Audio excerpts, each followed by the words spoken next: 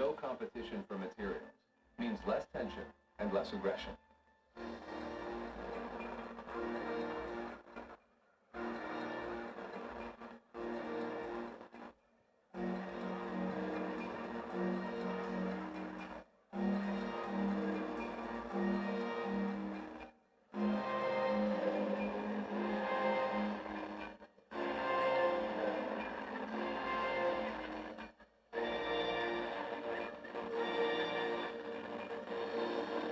The nests are rudimentary homes made of guano, mud, shells, and even feathers and bone to form a residence. In fact, anything they could find.